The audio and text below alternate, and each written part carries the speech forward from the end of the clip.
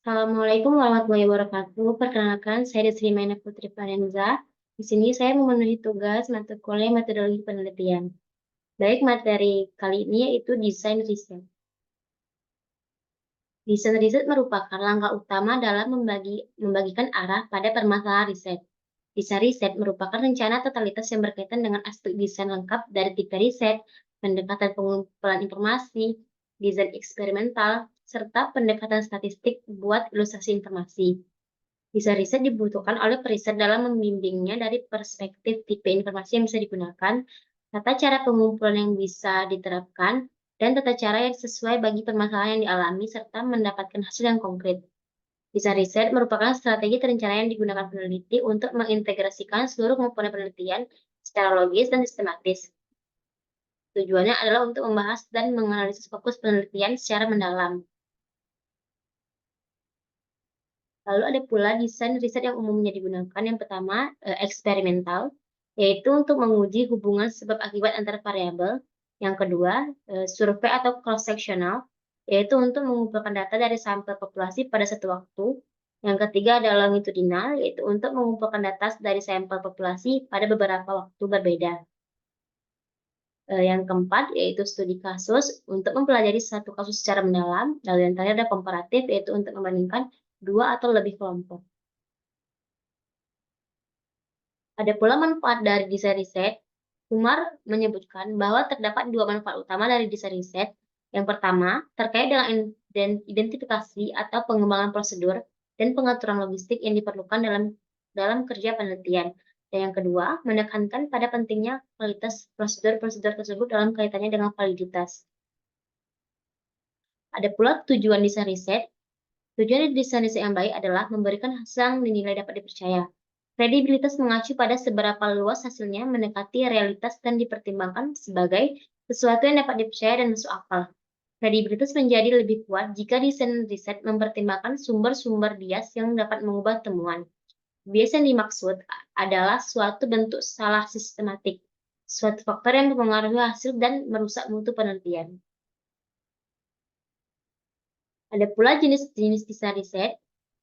Dalam penelitian bidang sosial, yang lazimnya melibatkan penelitian terhadap populasi atau masyarakat, Umar menyebutkan terdapat berbagai desain penelitian yang digolongkan berdasarkan 3 macam perspektif, yaitu yang pertama berdasarkan jumlah kontak dengan populasi studi, yang kedua periode waktu rujukan studi, dan yang ketiga cara penyelidikan.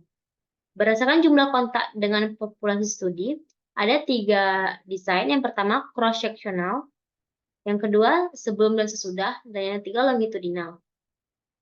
Desain cross-sectional, yang juga dikenal sebagai studi one-shot atau studi kasus, adalah desain yang paling banyak dimanfaatkan dalam penelitian sosial. Desain ini sangat sesuai dengan studi atau penelitian yang bertujuan untuk menemukan suatu kejadian pada suatu fenomena, situasi, masalah, perilaku, atau isu melalui pengambilan cross-section atau contoh yang representatif mewakili keseluruhan dari suatu populasi. Yang kedua, sebelum dan sesudah. Desain ini juga dikenal sebagai pre-test atau post-test design, dapat digambarkan sebagai pengumpulan data dari 2 set penelitian cross-sectional terhadap populasi yang sama untuk menemukan jawaban atau suatu perubahan dalam fenomena atau variabel di antara 2 titik waktu tersebut.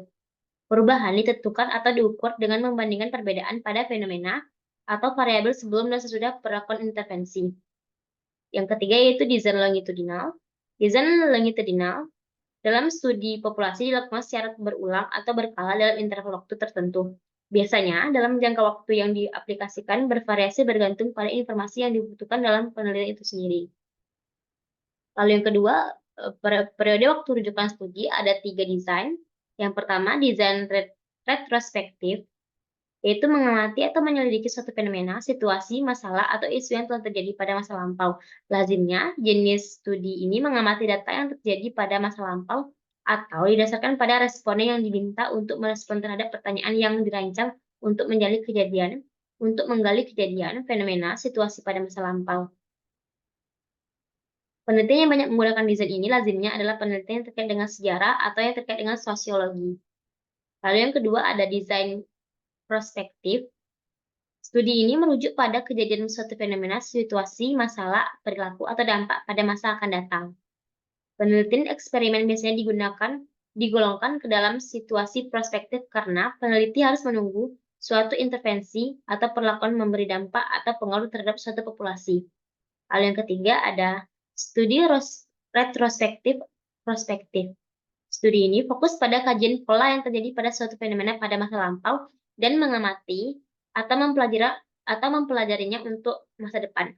Suatu penelitian dikategorikan sebagai desain ini ketika seseorang menentukan dampak suatu intervensi atau perlakuan tanpa adanya sebuah grup kontrol.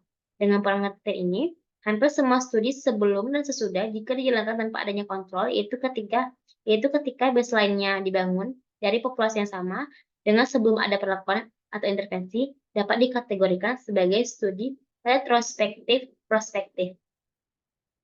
Lalu yang ketiga, menurut cara penyelidikan,